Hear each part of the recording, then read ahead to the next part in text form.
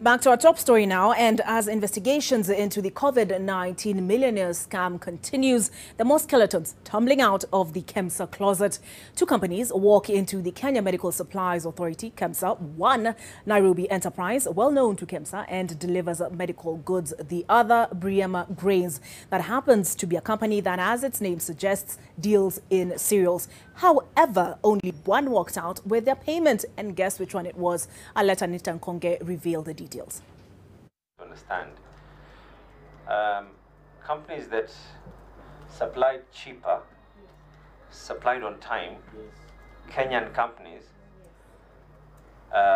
people who have been pre-qualified and have been supplying there, and they are known for so many years, with the experience and everything, have not been paid to date. A company that has just been formed gets paid in a week.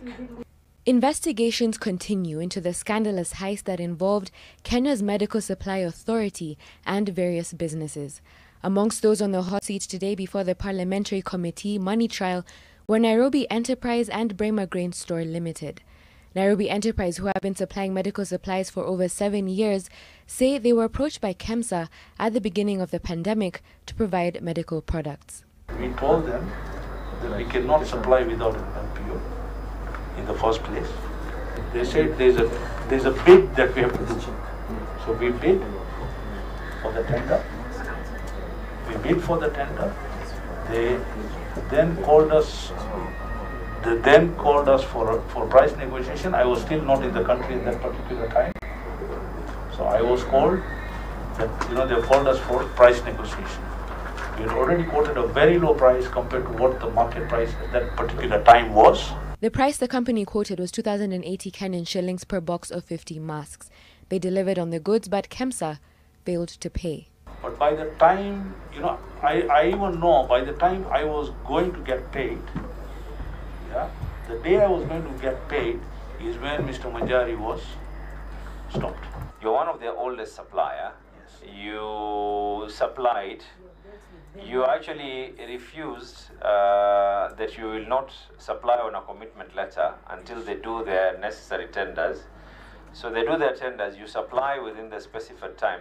You supply cheaper than everyone by almost, you are 40% cheaper than everyone else. So I'm just asking again, why would they pay people who supplied after you hundreds of millions? Sir, I don't have anything to say in this because even I am baffled. The company being used in comparison to Nairobi Enterprise is the Briema Grains Store Limited, a company that manufactures cereals. Interestingly enough, there were more questions and answers over their procurement of medical supplies worth 167 million Kenyan shillings. Yeah, now I'm asking the director, what was your turnover for the first year? For a company that has never been able to do any business at KEMSA, you just walk in 2 days, you're given a letter, you say you were not asked for the sample, you sent the sample yourself, you went to the warehouse yourself without being asked by anyone. That means they gave you the commitment letter without even approving any of your samples or anything.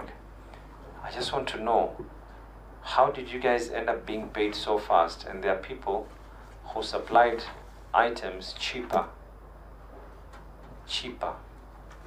all right, and until today are yet to be paid. Those who supplied were not paid. Those who had no business in medical supplies were paid. Who got played and under whose call? Anita Nkonge, NTV.